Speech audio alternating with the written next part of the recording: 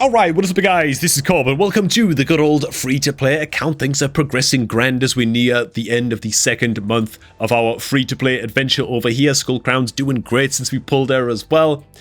Looking awesome, man. I'm also starting to think about future challenges that we're going to be approaching on this free-to-play account, namely the Doom Tower and Doom Tower bosses and just clearing normal mode Doom Tower for the first time. And so in this video, we're going to be covering champs like Master Butcher, champs that are extremely accessible. We're talking uncommon and rare champions that you can keep a hold of on your new account, on your free-to-play account or whatever you, to seriously smooth the road through Doom Tower. But champions like Master Butcher that can outright almost solo counter certain bosses in the Doom Tower that are going to help you out a huge amount in future. So you definitely want to be holding on to these champs. Before we get to that, hey man, if you enjoyed this series and you want to join in and play along with me with your own free-to-play account, then make sure to create a new raid account using the best beginner promo link available, which is my beginner promo link, and is linked down below at the top of the video description box, man. Make sure you're signed out of Plarium Player on your PC. Hit that link to download raid and create a new account to get your hands on 4 free epic champions. It's the best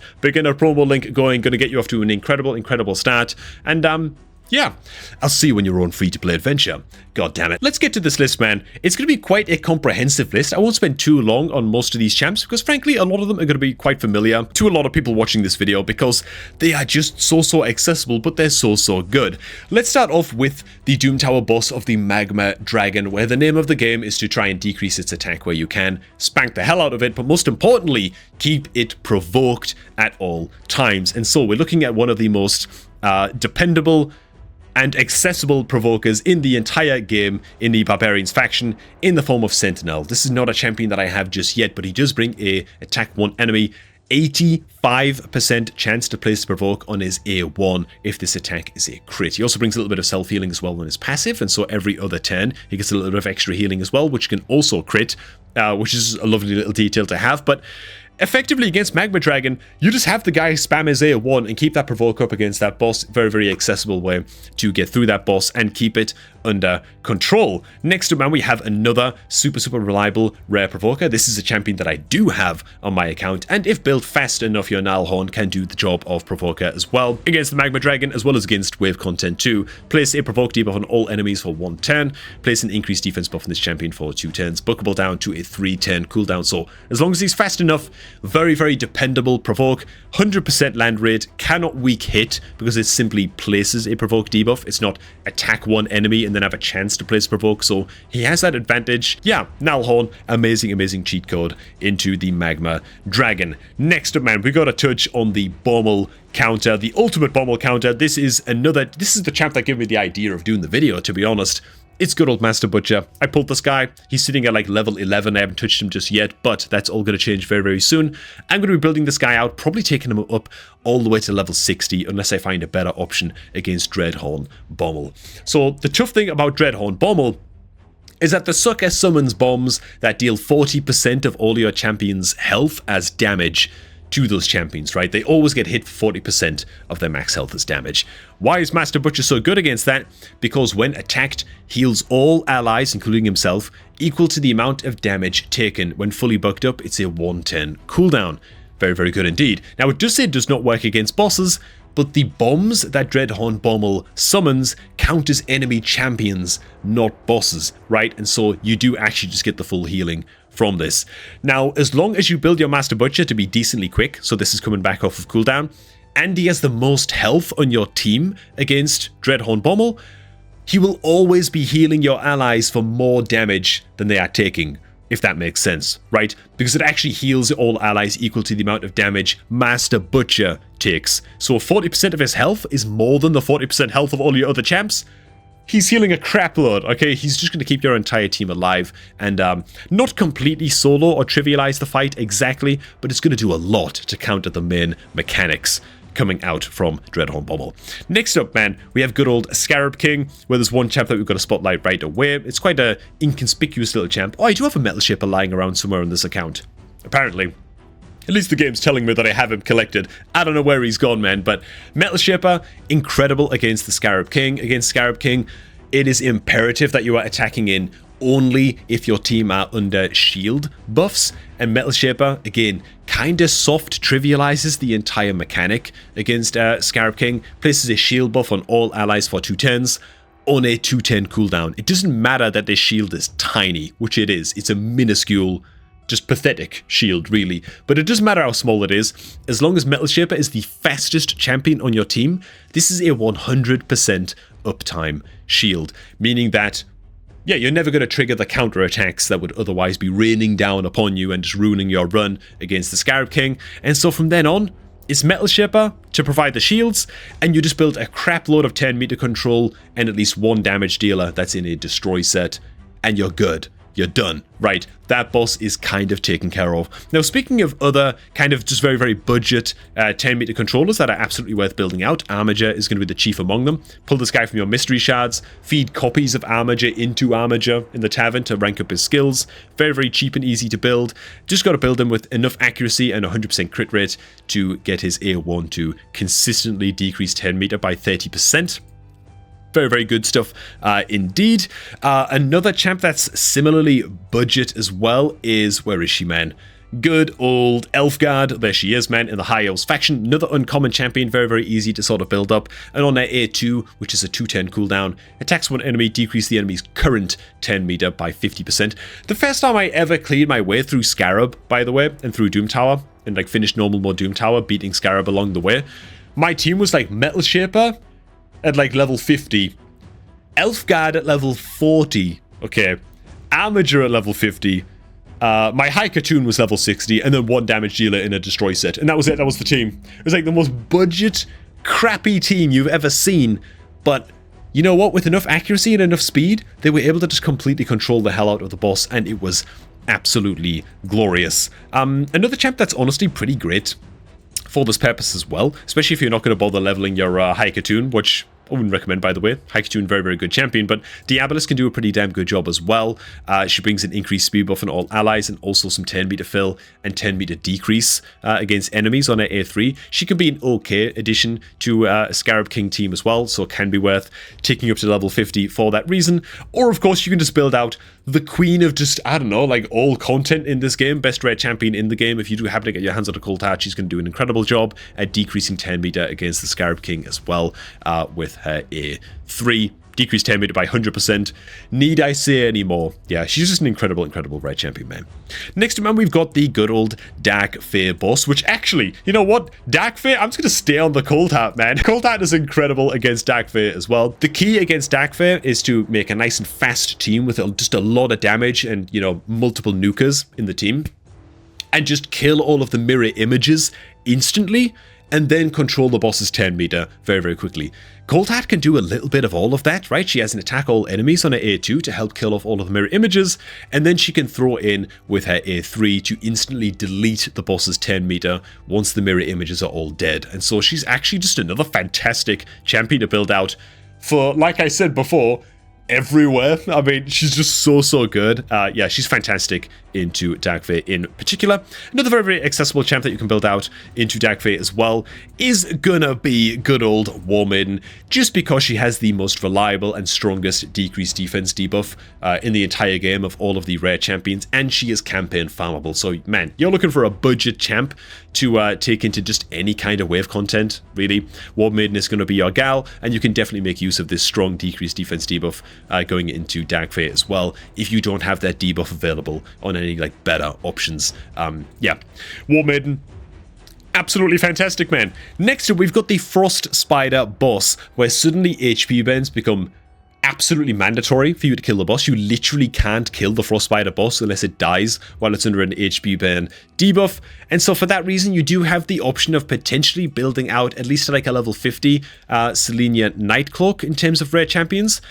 She does bring I think it's a triple hitter. Yeah, triple hitter A3. Before attacking, she places an increased accuracy buff on herself, which is great. It's going to make landing the debuff a little bit easier. And each hit has a chance of placing HP burn for a couple of turns.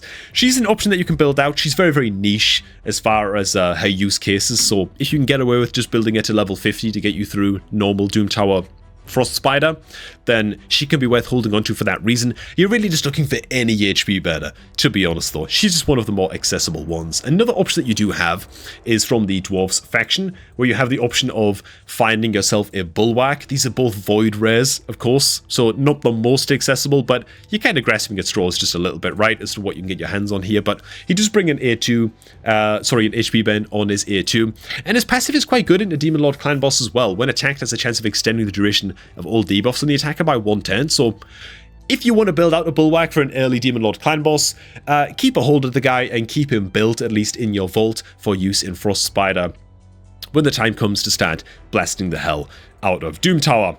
Finally, we have ourselves Nether Spider. And let me tell you something, man. I don't think there's really any rare champions that are particularly fantastic into Nether Spider. It's a tough boss that can really slam the brakes on a lot of people's accounts, but one champion that is great if you don't have any decent debuff cleansers to bring along to Nether Spider, Reliquary Tender is amazing against this boss. As soon as the boss battle starts, the boss is going to put like, I don't know, 7 or 8 poisons on your team instantly, which is really, really painful, unless you have Reliquary Tender, in which case you have a 3-turn cooldown, total cleanse, place a continuous heal buff, blah blah blah. You just take care of the poisons instantly, especially effective if she is the fastest champion on your team. And if anybody happens to die, she also brings a revive as well.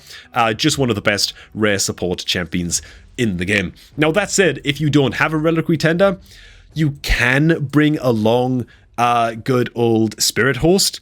The issue with Spirit Host is that even when fully booked, yes, she removes all debuffs and places that block debuffs, but it's a 5-turn cooldown skill, and so you have to build it to be exceptionally fast, which is tough to do in the early game, but you have to build her exceptionally fast to get back around to having this skill ready again for the second time that the boss spews out all of its poisons again. So it can get you through the very, very early stages of Nether Spider to have like a level 50 Spirit Host, but beyond that, it's really, really tough in the early game to build her to be quick enough to sort of outpace the bosses, the rate at which the boss is like replacing its poisons again, you know? So she is an option, but there you go. Reliquary Tender is definitely going to be the superior option of the two. And alright, man, courtesy of the chat, actually, Mr. Black Savant just shouted out as we're shooting this video live that Acolyte is actually a very, very good budget option as well, that you can build out to even just a level 50 and take into Nether Spider as one of those debuff removers, chiefly because when fully booked up, he's got a 4-turn remove all debuffs on all allies, right? So 1 turn faster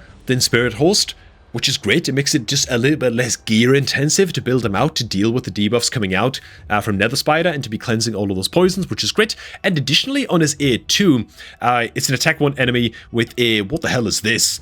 90% chance booked, a decrease in the target's turn meter by 50%, which is actually reasonably effective as well against the Nether Spider too, man. So there you go, dude. Oh, you also bring some turn meter fill on this A1 as well. Dude, I've been sleeping on this champion, dude.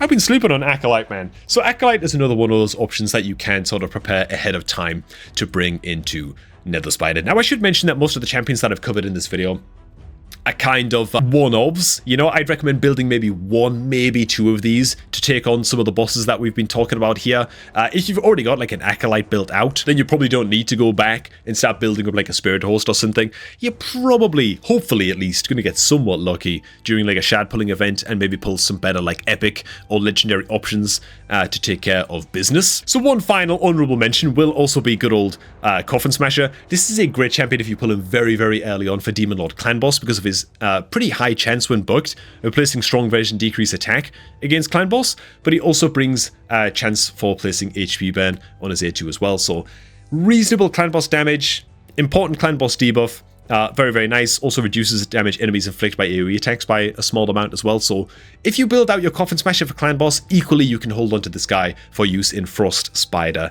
as well. And so yeah, he's just another one of those guys that you can keep on the back burner because, frankly, the thing that's really, really challenging about Frost Spider, which is not something I'm up to on my free-to-play account myself, just yet, as I accidentally open a goddamn payment window.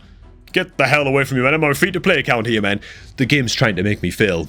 Okay, trying to make me fail my free-to-play challenge, but I'm not up to Cursed City just yet on this free-to-play account, but when I do get there and Frost Spider starts to show up in Cursed City, well, suddenly you're in a position where you can only face down certain bosses, with certain factions, right? There might only be like 3 or 4 factions that you're allowed to use against the Frost Spider boss, and so you literally just cannot progress beyond certain like Frost Spider fights in Curse City if you don't have an HP burner that belongs to one of those factions. So HP burners are kind of unique against Frost Spider in that they are so limiting, like it's such a limiting boss in what you are able to actually clear it with, that basically all HP burners for every faction are worth vaulting, in my opinion. So, yeah, good old Coffin Smasher. For me, he does make the grade. As for me, on my free-to-play account all up and over here, I do have a few of these champions sitting on the back burner at least, that are going to be doing a great job for me in future. One of which is Master Butcher. Oh, and there's good old Metal Shaper. So I do have